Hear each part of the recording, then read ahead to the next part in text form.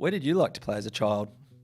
I ask this question a lot because childhood memories shape us into the people we become. Welcome to Play It Forward, a Wearthy podcast. I'm your host, Lucas Ritson. Thanks so much for joining me. I talk a lot about play. I'm a dad, I'm a husband, I'm an educator, and I'm a playground designer. So I wanted to gather some of my favourite people who are advocates of children and nature and create a space to have an honest conversation about getting more kids outside. The power of play is very often underestimated, and I think we all need a little more play in our lives. My guest today is an award-winning architect based in Sydney who specialises in the design of children-orientated community environments.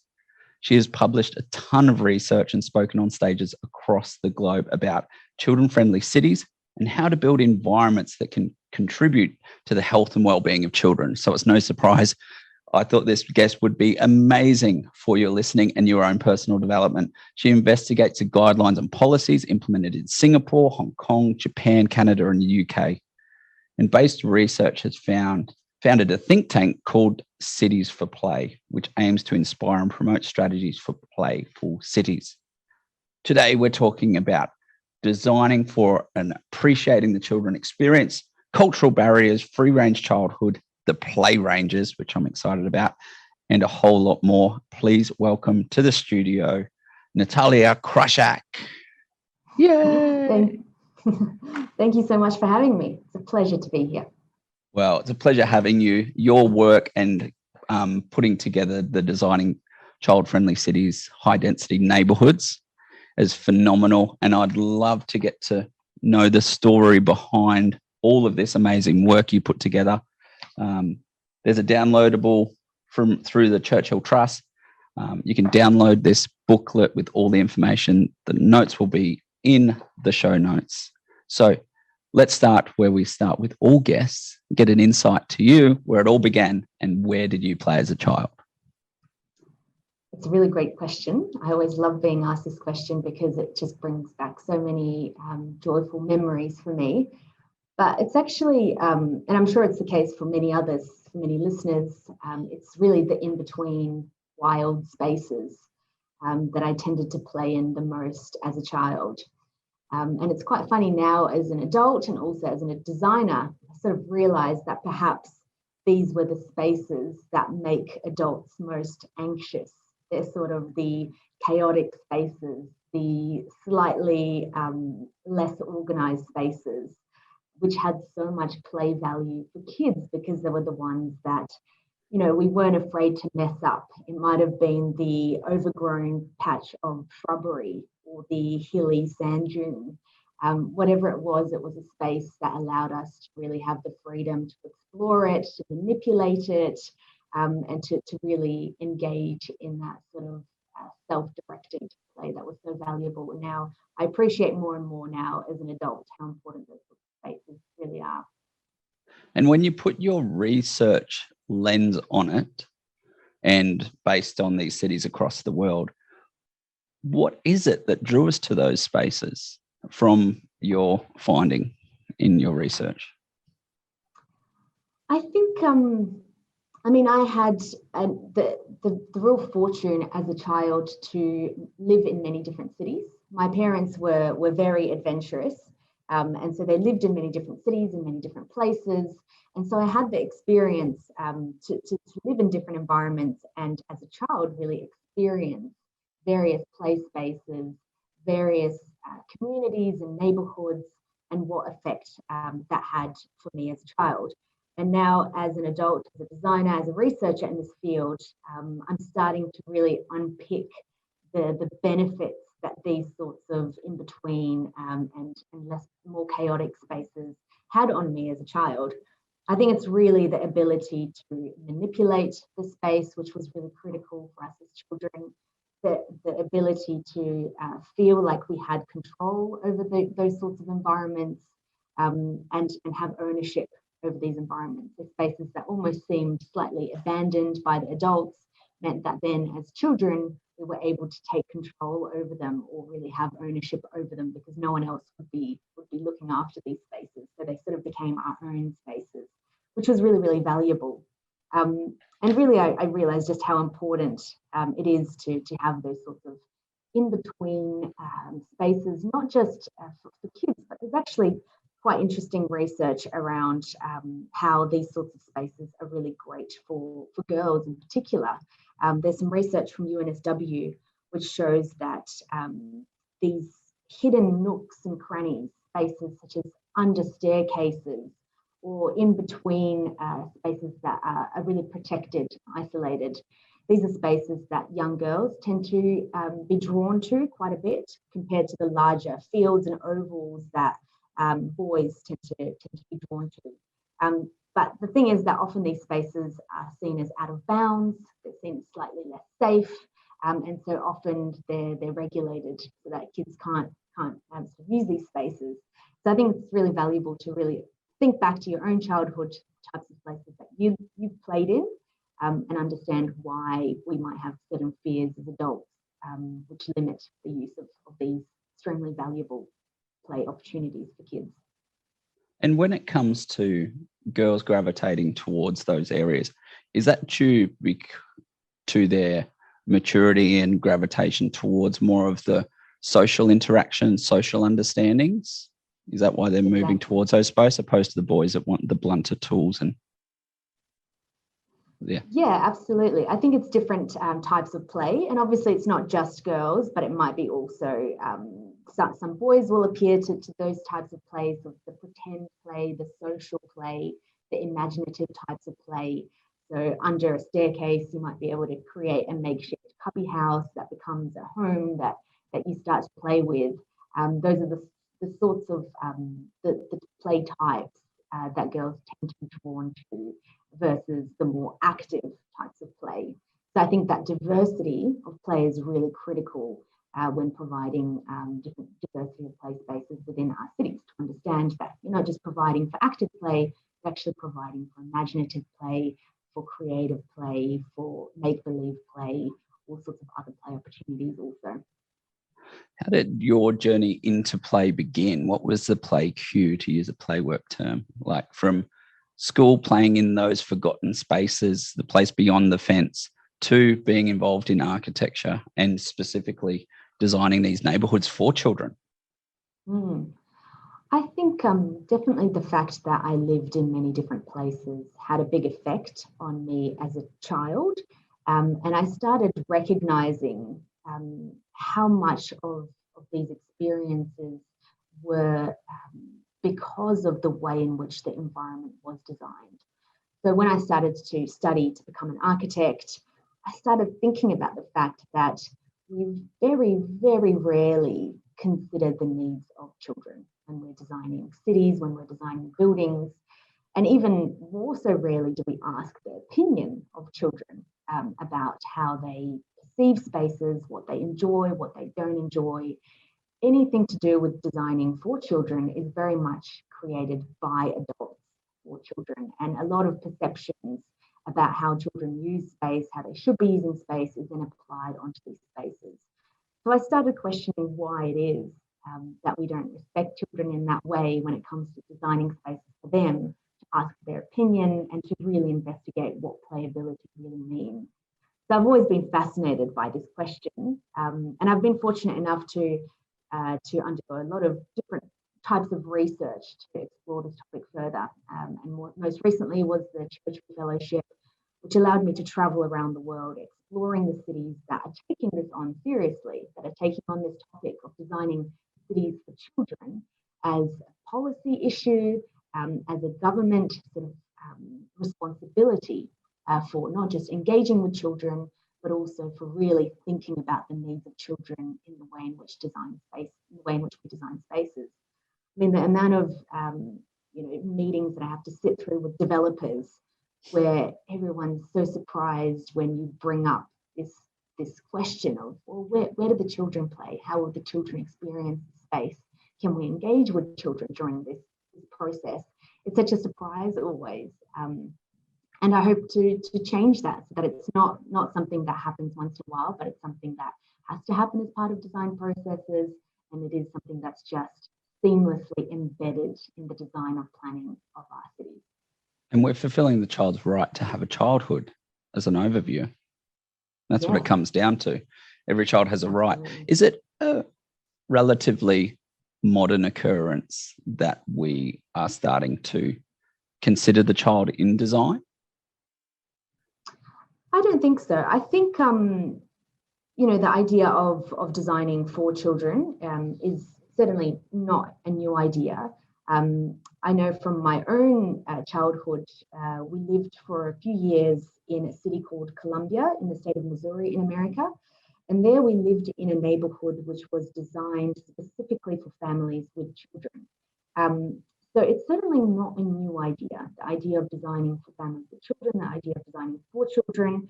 It's just that often I think we get sidetracked, particularly with multi-unit residential developments, where often these things, cost money to implement.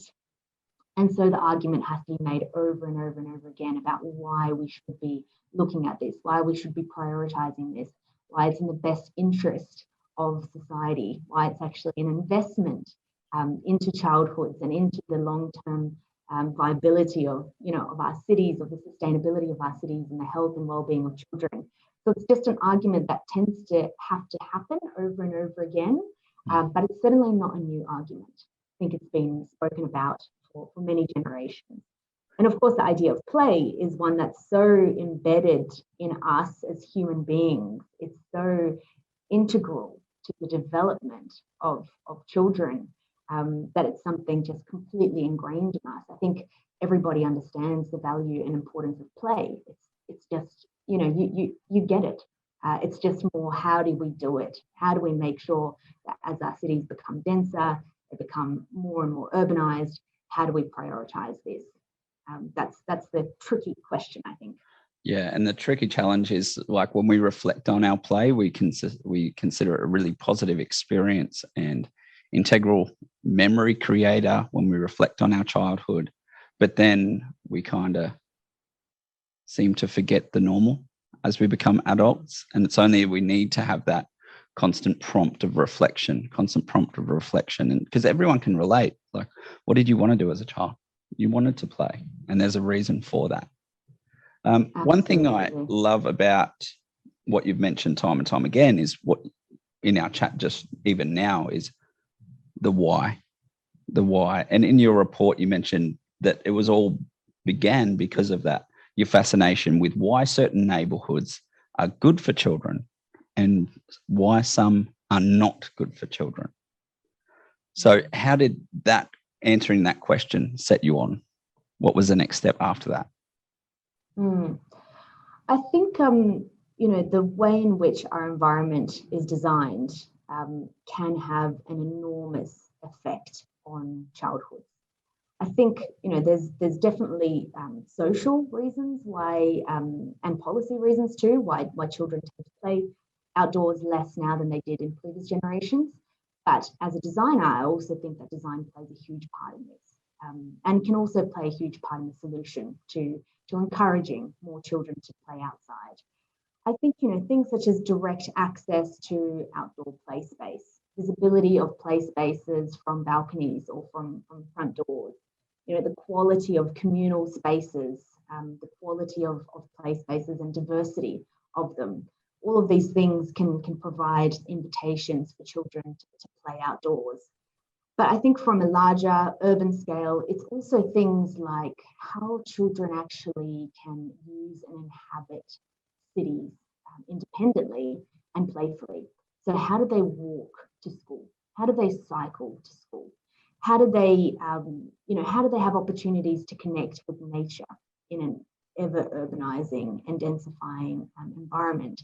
How can we make sure that every child has access to play, not within 500 meters, but on their doorstep, so they open their door and they can play outside? How do we create playable neighborhoods where it's sort of just infused into both the culture and the design of spaces?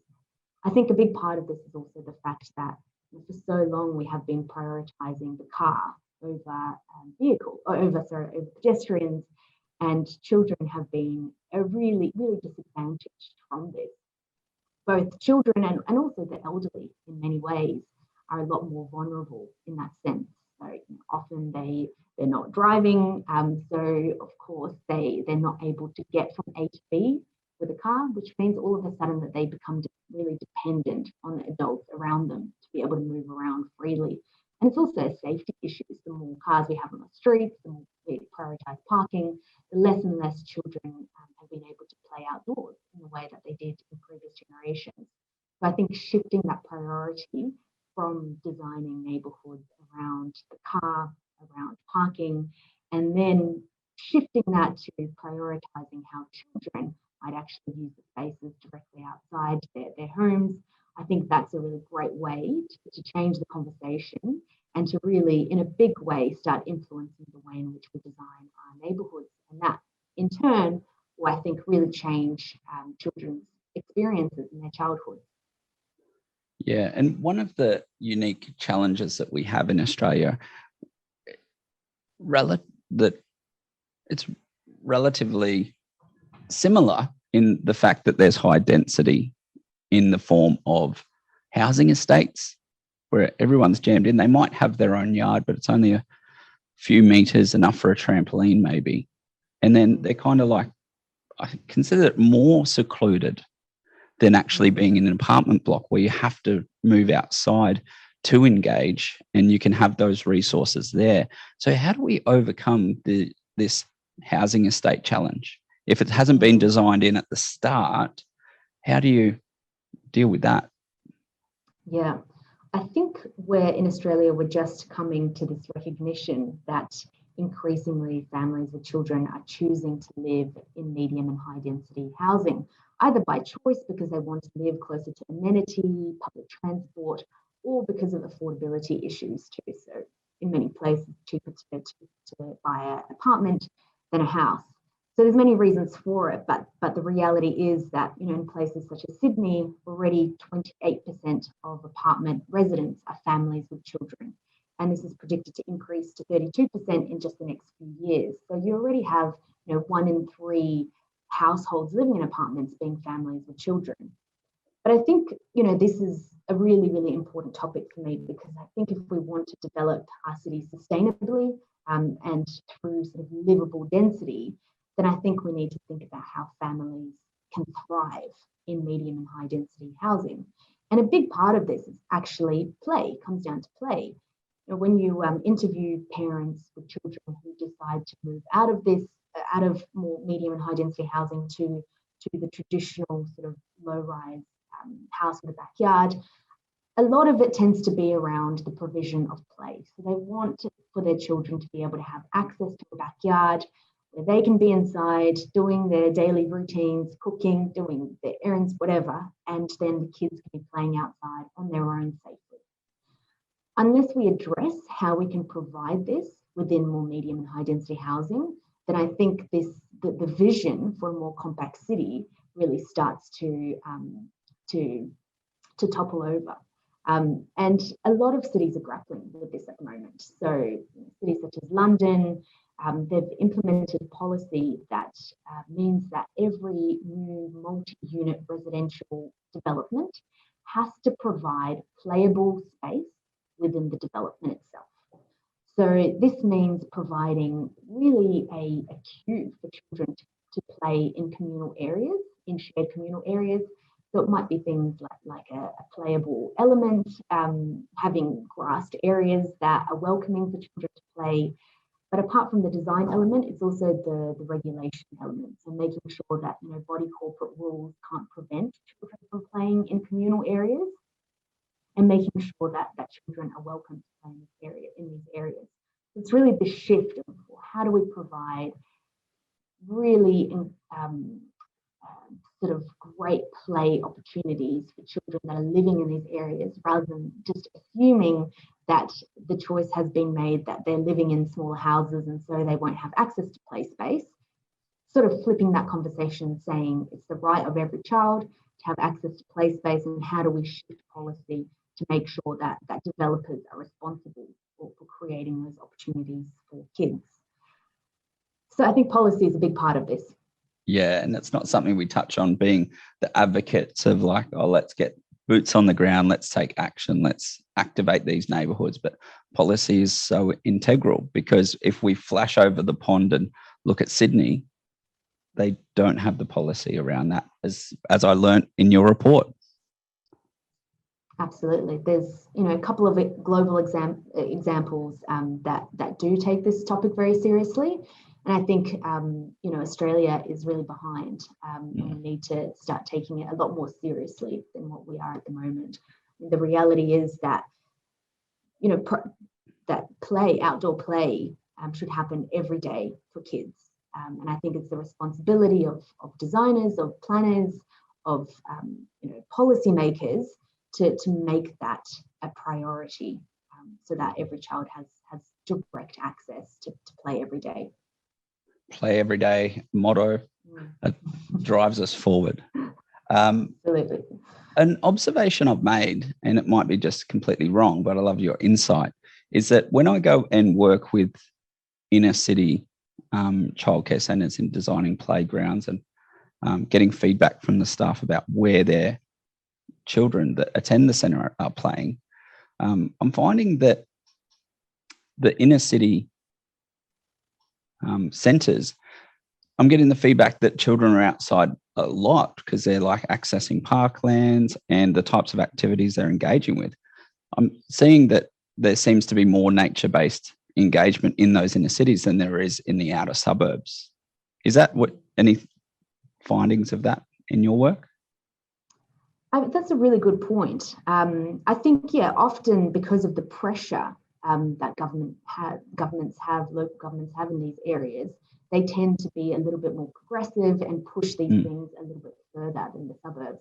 I think in the lower density suburbs, there's still the assumption that children, if you have a backyard, children will be playing outdoors. And of course, we know that that's not true. In fact, we know that majority of children don't undertake the recommended amount of physical activity that they need every day to develop in a healthy way. We know that the obesity rates of kids in Australia are really, really concerning. So there's a lot of reasons why, just because you have a backyard doesn't necessarily mean that kids are outside playing. And in fact, these sort of more innovative ways of engaging with kids through nature play programming might in many ways be more beneficial to children.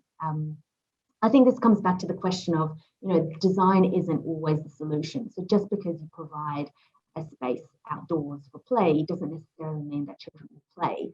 It also comes down to the culture of play spaces.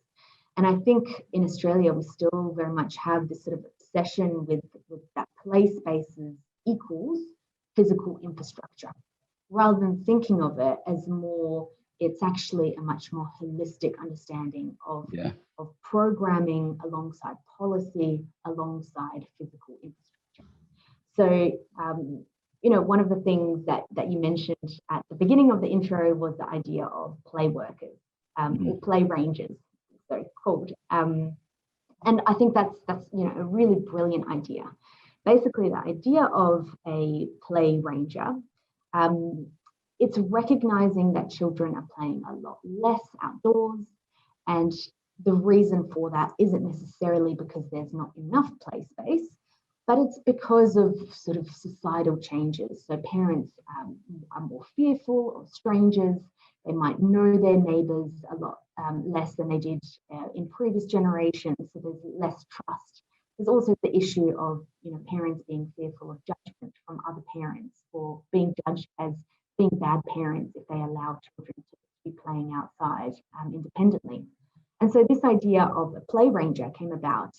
It's very common in Japan, where in Tokyo, where I visited, most neighborhood green spaces will have play rangers implemented in these spaces during certain times of the day, mostly in the afternoons, after school, and at least 3 times a week.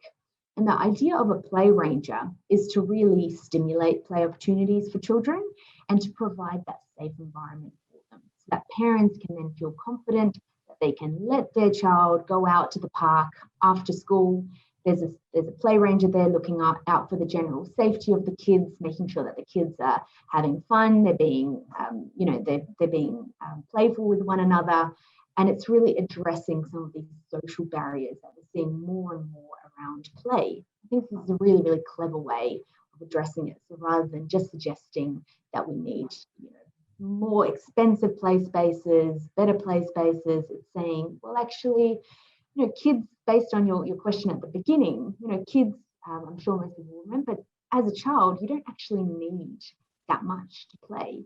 But what you do need is a safe environment. You do need other children to play with. Otherwise, it's not fun for anyone. And you do need to feel like you have a certain sense of ownership of the space. So that's really the intention of the play ranges. I think it's a really clever way of promoting more play opportunities for children. I think this would work really well also within suburbs, just as much as it would in high density areas. I love it. And how do we move beyond that culture? Because what I see time and time again, we see a development go up, they get some type of firm involved, and they build this huge, big, multi-million-dollar structure, and it's got climbing, and it's got a slide, and this is all infrastructure, like this big fancy park, if you will. But it just feeds into that the narrative that play is a destination. It's something you go and do, and it's like an event, and it's about entertainment, when instead of the process of plays all the time, and it needs to be accessible. How do we move beyond play being represented as a entertainment theme park almost, to something that's integral for just a child to have ownership over, to have playability and social connectedness? I think this is a very hard question. I think, that's why we get you, because you're the expert. I don't have the answer. I'm like, who might be able to answer this? It's a really hard question. I think, designers want to design something that will get them into a beautiful, flashy magazine. And so you do start seeing this strange sort of competition also in councils, where you see these multi-million-dollar, as you said, destination play spaces that are more and more sort of larger and more intricate. And I often, see them as almost these being the mega shopping centres of playgrounds. You have this huge regional play space which is surrounded by car parking, where everyone will flock to on the weekends. But what we're not thinking about with play spaces is not just these large shopping centre type spaces, but those small, local, community-run shops almost that you need in order to create that diversity and that richness in our community. I think that's what's lacking. So I certainly have no problem with large multi-million-dollar play spaces. I think they're great. But in order to complete that diverse palette of play experiences for children, we also need to provide a lot more diversity in terms of play opportunities for kids. So in my opinion, every neighbourhood should have a child-friendly design policy, which then sets out how they are accomplishing a diversity of play spaces in their neighbourhood. So it has sort of a network of diverse play opportunities, which are then interconnected with walkable routes to encourage children to be actively mobile. So I think as soon as a neighbourhood would map out their play spaces, they would start understanding what the gaps might be in providing that diversity. And I think engagement here is also really, really critical. So actually speaking to the communities to understand what barriers might be, which are not allowing children to be active and playful at the moment. And there's a social shift that needs to come with that. One of the things I really loved from Antwerp in Belgium, every year they run a play day through the entire community. And on that day, children are not allowed to receive any homework from their school. All of the children's channels are switched off, so they're sort of blanked out on the TV screens. So children know that on this day, they have to be outside, they have to be playing. There's a lot of activities that the communities run during this day, the shutdown during this day. And it's all about normalising the culture around play again. the local council or the local neighbourhood saying, we prioritise play. We think that this is of extreme value to our community. And so we want to celebrate this. We want to celebrate play. We want to give opportunities for children to get to know one another in their neighbourhood, and create sort of this opportunity for a day to be celebrated around this. I think that's a really simple way to start talking to parents, to start talking to kids about what sort of play spaces they would want, and then on top of that, sort of to create this holistic policy around child-friendly design of neighbourhoods, to then implement that at a higher level, and create that richness and diversity. Yeah, that's a common theme I observed through your report, is these communities have created a culture of respecting the childhood experience overall, and of seeing past the mess, seeing past the noise. Of some of the images that you've got in the report, like a playground right next to an apartment block windows, I'll be like, you wouldn't be able to, like, so many developments here, there'll be the developer going, no way that's happening. I've got to sell the apartment. What's right there. So you touched on it briefly in your last answer, but do you have any strategies for the everyday parent or educator to start creating that culture of valuing the childhood experience in play in their neighbourhoods? I think, yeah, it's tricky. I think, ironically, adults want their children to be fearless, but there's sort of their own fearfulness of the potential dangers and negative outcomes will often interfere with allowing children to engage in these sort of healthy and challenging play types to build their courage and resilience. So it's this really strange dynamic. I think a lot of it comes down to understanding, not just the risks associated with play, but also the risks associated with not playing. So it's a really big transition, I think, that we have to make in terms of the language that we use around play. So not necessarily calling it risky play, but calling it adventurous play or self-directed play, sort of, the terminology that, rather than trying to provoke a sense of fear, it's actually provoking a sense of joy and memory to what we did as kids. I think, more and more we're starting to talk about it. I think there's more knowledge around it, and hopefully things will shift in a way to promote this. You mentioned risk versus risk, and since you're a practicing architect consulting with schools and childcare centres, how do you overcome that perception if you're designing in risk or highlighting it?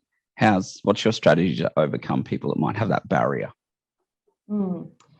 I think, once again, it's sort of reframing the conversation a little bit. We're certainly not trying to create more risky outcomes for children. We're just trying to provide more diversity and opportunities for children to engage in more self-directed play. That often comes with the perception that it's more risky. But I think there's been some really interesting studies from RMIT University looking at the implementation of loose play parts within schools. And of course, you're very well aware of loose play parts. I know you're a big sort of advocate for it. But what they found in their research is that children that engaged in sort of more self-directed play with loose parts were a lot more physically active. They tended to enjoy their time more. But also, surprisingly, what they found is that it led to less injuries and accidents during school time or during recess time, because of the fact that children were less bored, they were more engaged, and so they were less likely to be playing on something that wasn't intended for play. So by providing these sorts of more self-directed play opportunities with recycled materials, loose parts, that's sort of more chaotic. It looks more chaotic, but it certainly doesn't mean that it's more dangerous. And in many cases, it creates less danger because the children start to take ownership over their environment. They start to create their own challenges, And kids are actually really good at this. They know when to push themselves and when not to push themselves. Yeah. And so by providing this opportunity for loose play, for nature play, for just an environment that allows for reconfiguration, restructuring, moving around, all of this, I think actually creates a safer, more engaging environment, and in the long term is much better for the health and well-being of kids. So I think we need to just shift our understanding of, static play spaces versus more imaginative ones. Yeah, absolutely. And it's the trickle-on effect equally. It's not just about that play in that play scenario and the benefit remaining within whatever your nature play zone or your loose part zone. It's those experiences and learnings that push on into their life and day-to-day operating. Evidence of this is Burrumba East Primary School here in Brisbane. They implemented loose parts a year ago during COVID challenges for children that needed to go to school at those times. And what happened was they had a 70% drop in violent incidents within 1 year due to the collaboration that was happening and due to the functional literacy availability in the collaboration that then trickled onto, instead of having a reaction in a physical way, they were able to respond in a more beneficial way that then trickled into the classroom. And then the parents saw this, and now the parents are on board with it to see, okay, well, if this is what's happening, how far can we go with it? And it's an amazing shift. So it just doesn't, like you said, it's not just this static experience. It's not the destination of climb here and slide here that the child's not going to take away and take it home. Yeah, absolutely. That's amazing. Yeah, it's phenomenal. And there's more and more data coming out of that school at the moment that's just blowing it away. In attendance, I think it's increased around 30%. They've had a 30% increase in attendance to school. And where incidence is 0 in the loose part zone and multiples on the built structures in the school. I think, as adults, we really need to let go of control a little bit here and understand that by letting go of control, we're actually creating a safer environment and a much more engaging environment that in return will create less risk for kids. 100%. Health, well-being, we need to, I think, talk about it more and be a lot more educated about it. Yeah, I'm delving deep on that topic at the moment because I'm putting together a talk on creating courageous culture instead of one of supervision, because I get called frequently saying, can you come and do risk and play training I've got a problem with supervision. And I was just like, there's something in this that seems to be a mismatch, because there would be an incident would happen, a child would get hurt, and then the directors or the teachers would say, or the principal, education department would be like, why weren't you supervising?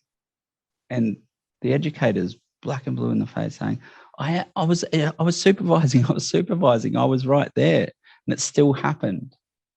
So I kind of made some observations, and by being right on top of the child and just supervision is manifested into just directing. Don't do that, be careful, don't do this, don't do that. And then the outcome is we've stripped agency away from the child. We've stripped decision-making away from the child. So, of course, the moment we glance away, an incident happens because we're not there to confirm the correct behavior. Instead of having a collaborative approach and giving the children the information they need to make an informed decision for themselves, and encourage them to be courageous and convey to their parents when an incident does happen about this opportunity to develop courage and adventure and adventurous play, as you mentioned, or free play and freedom. And then it's a learning opportunity to pass it on to the parents as well. So any research you know on that, send it my way. I'm going down many a rabbit hole at the moment. Amazing. Such a great topic. Yeah. Also an amazing aha moment reading your research here was it takes a very of a whole neighborhood, a macro approach. It's a broad look at these neighborhoods and high density being apartment block areas. But the similarities between how I design play environments are just so, you just take it down to the macro level, and you need to create the same things, or not create them, sorry, to design them in for the children to have ownership over. Absolutely. Like the fact that there's like access to nature is an outcome, social connectedness, active mobility, agency, decision making, and sense of ownership are all there from a neighborhood standpoint. I actually took your report to a training I did on the weekend and saying, these are the same things you need to create in your play environment. And let's create environments, not present resources. That's what we got. Our default is that at the moment. We present resources and go, here you go. I said, we need to create the environments for the children to explore and have ownership over. Stop presenting stuff. Yeah, absolutely. You're right. The macro and the micro is sort of very, very, very much aligned in terms of the principles. But I often think that the urban design of cities is something that's just been so forgotten in terms of the experiences of children. And that's why I'm just, passionate about reinvigorating these conversations around how we plan for our urban design in our cities, how we implement these needs into the policies, so that then it's easier for the designer at the end that designs actual play space, because the infrastructure and the planning and the policy has been also implemented with the same principles. So it's sort of just a much more holistic approach. And it can happen from the other end as well, as I observed in the report. The story, I think it was Vancouver, of the community saying, no, you're not rezoning. You're not building a road through this area. I think that your reference there was rights, etc. in that area. And it was a community that stuck their flag in the ground and said, no, we're prioritizing children. Can you give us an overview of, because I just massacred what happened, my summary of that. So in Vancouver, basically, what happened in, I believe it was the 1970s, they the city proposed a large highway to be built from the suburban areas that were very, very rapidly developing into the inner city areas. And at the time, luckily, there was a lot of protests around it. And people said, well, you're actually, destroying communities, inner city communities, by providing these highways in a very unsustainable way of building. So why don't we, instead of thinking about getting families from the suburbs into the cities where there's infrastructure, why don't we start thinking about how we can design medium density, family friendly housing? And so they were the first really in the world that came up with a design policy for family friendly high density housing. And there's some really, really beautiful illustrations and diagrams about what it might mean to create a child-friendly neighbourhood. And to this day, developers, architects, planners, they have to use this policy when they're designing multi-unit residential developments. So it's something that's stuck for a really long time. And it's completely transformed the way in which Vancouver has been designed. So the priority has all of a sudden shifted from the design of CBDs, which are for business and for the singles or the empty nesters, and instead starting to think about cities in a much more child-friendly, family-friendly sort of way, by suggesting that families want to be close to infrastructure, want to be close to cities and all of that they can provide. So why don't we start thinking about housing in a much different way? And some of the things that they implement will range from the scale of the apartment, so making sure that, for example, there's space for a pram inside an apartment, or you can comfortably bathe a child in a small bathroom, or that there's enough space for a bunk bed in a small bedroom. So it sort of comes down from that smaller scale all the way through to the way in which we design the actual complex. So making sure that there is storage provisions for things such as scooters or bikes and all of the other large toys that come with having children.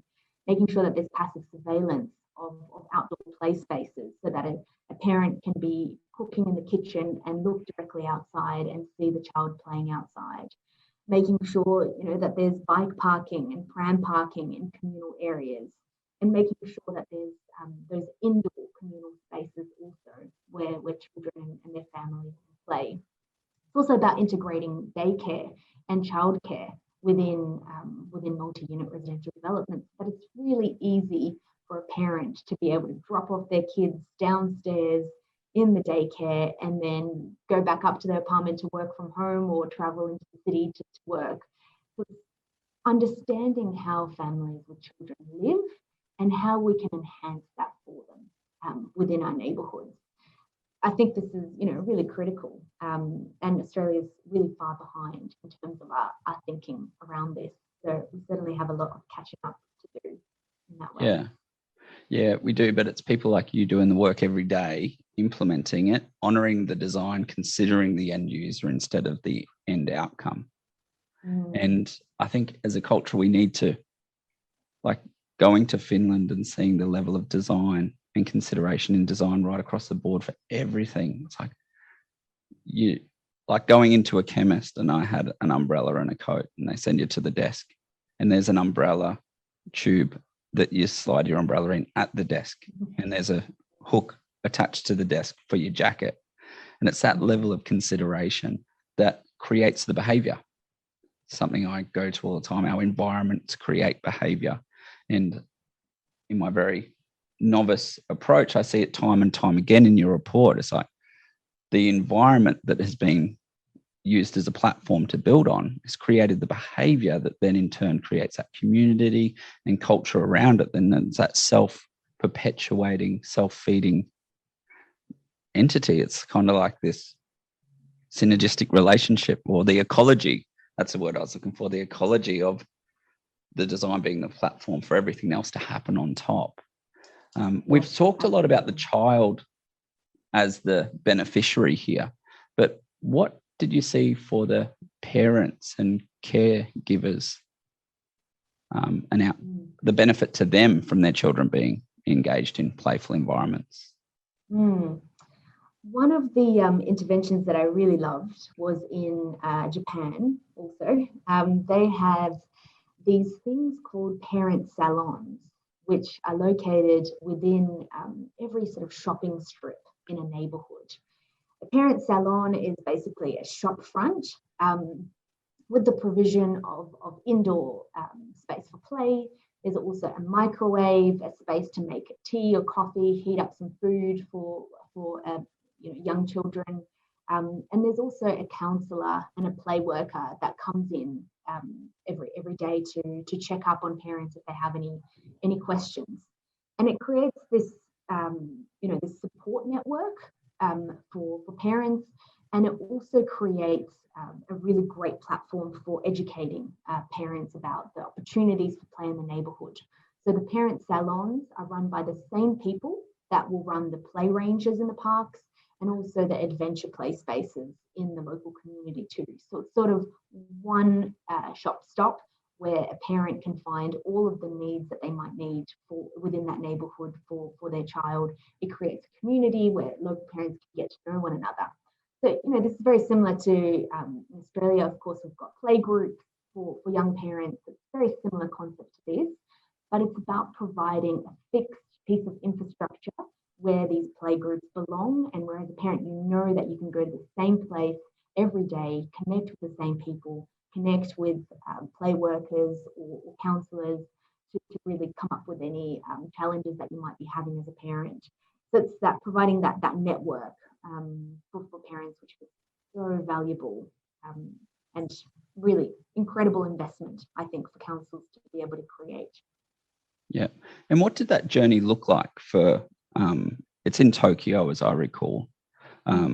What did that journey look like to go from non-play workers, non-family cafes, canteens? What was it called?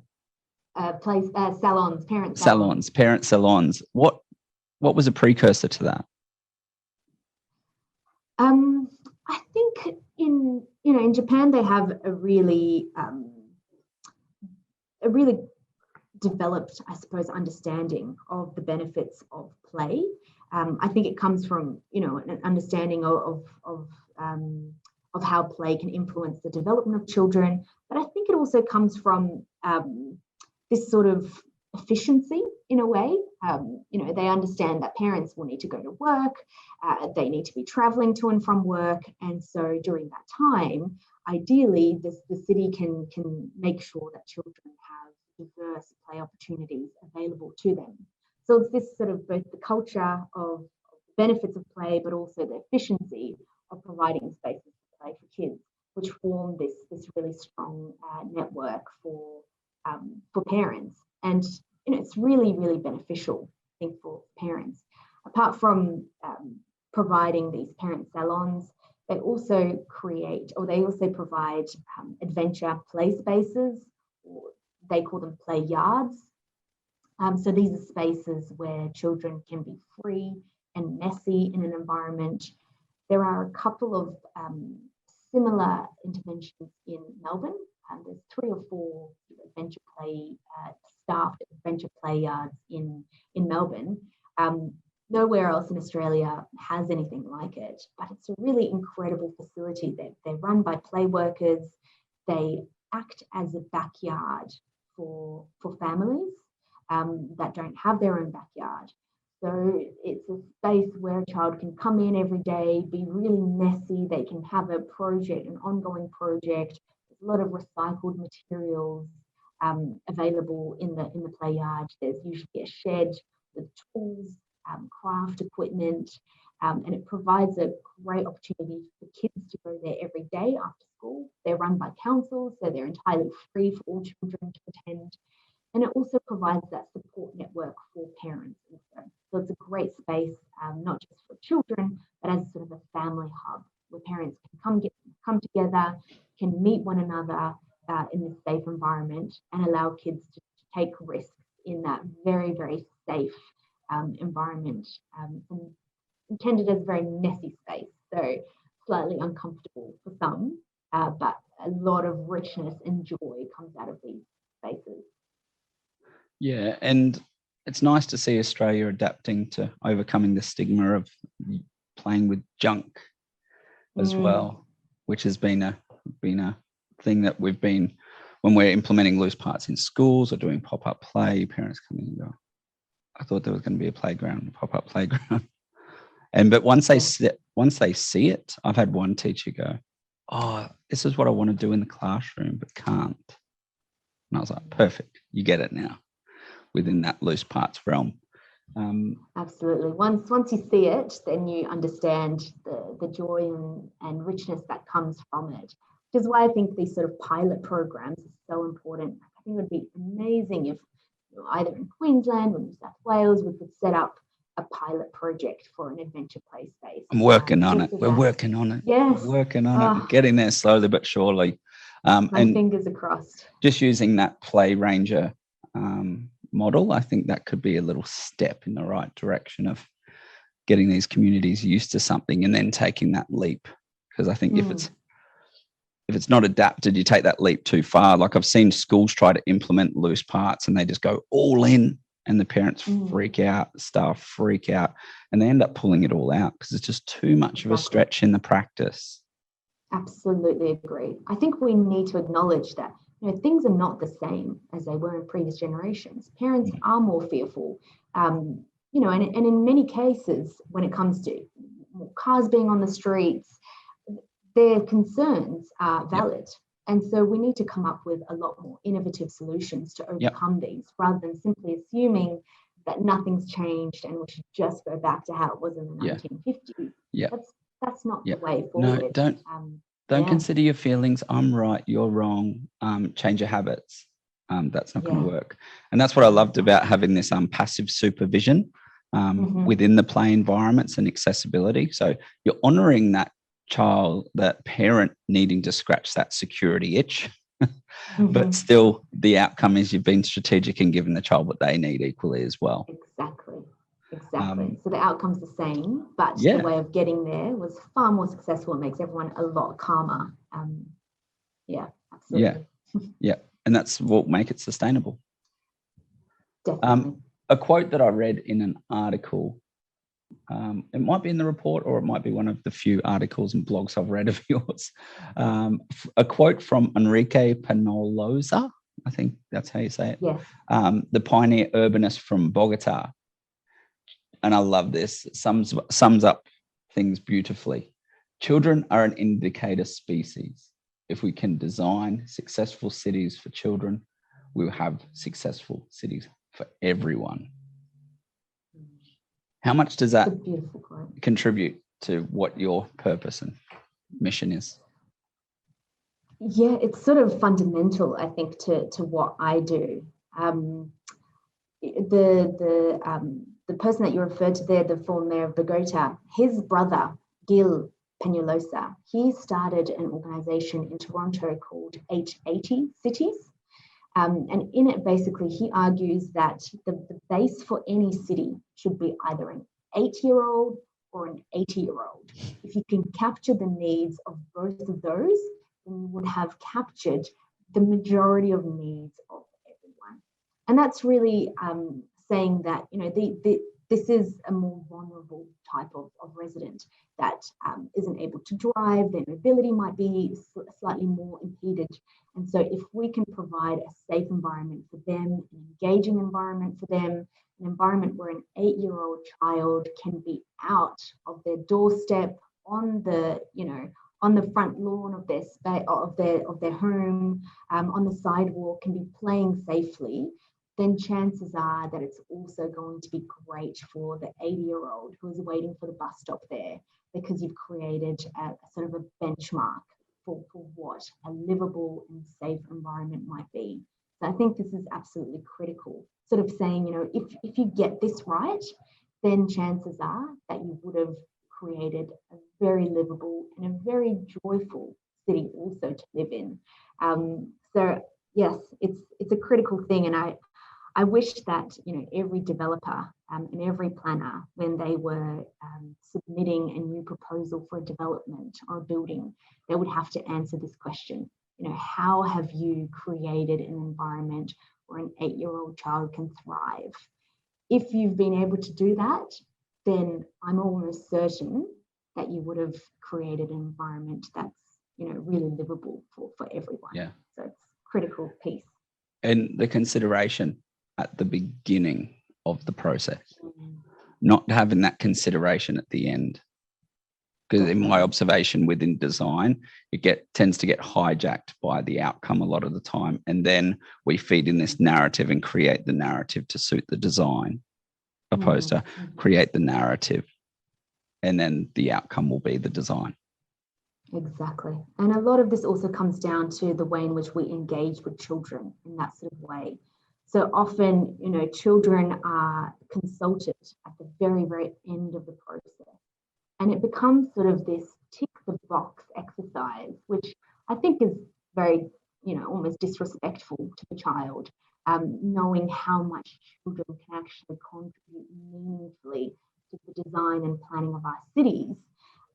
It's so strange that we will only ever engage with kids at the very end, where they get to, you know, choose the colour of the playground or the theme that the playground might be, rather than actually having agency to sit at the table at the beginning of the decisions to decide where the playgrounds go, how they're going to be designed, how are they going to get there. It's, you know, incredibly powerful, and I think we forget just how children are, you know, so knowledgeable and perceptive around these topics. Right before COVID, I ran a workshop in Caboolture alongside Nature Play Australia. And in it, we sort of asked kids these topics around what it is that they love or they hate about their spaces. And their answers were just so sophisticated. They spoke a lot about people with disabilities and how they would create environments which were more inclusive for people. They spoke a lot about how, you know, seeing rubbish on the streets really bothers them, how they would put more rubbish bins on the streets. They spoke about how they're really concerned about nature and how they would love to see more sort of mini sanctuaries for nature within the cities. these are topics which are extremely sophisticated. They certainly weren't saying things like, would love to have an elephant-themed play space. They were really touching on some very serious issues, and they knew how to do that very eloquently. So I think we need to respect the voice of children and take them on that journey right from the very beginning. And once again, I think this should be embedded in policy. So it's not just something that someone does that happens to be passionate about the topic, but it's actually a requirement for every new development to have to engage with children right from the beginning and to get that voice into the planning. Yep. Our big mission at the Australian Institute of Play is to have a children's charter and have that implemented like as you would in Scotland across the board. So it has to be considered across all policy. And that's our big, hairy, audacious goal. I love it. I'm very supportive of your goal. You're a teammate. And the irony of this, the children have fostered this knowledge and wisdom around caring for nature and caring for the environment through picking up rubbish. It's actually their teachers and carers and educators and families have actually created that learning for a lot of them. They're taught it in schools, but where we fail as adults is in the practical application. And the children see it so simply and say, well, you say care for the environment, put more bins in so people can put rubbish away. You say care for the environment, let me go into it a bit more. And so they're like the implementers. And what I wrote a note just here was what came to mind from that 8 to 80 is like you're pairing up that knowledge with that reflection, and then the outcome is that wisdom. That's a beautiful way of putting it.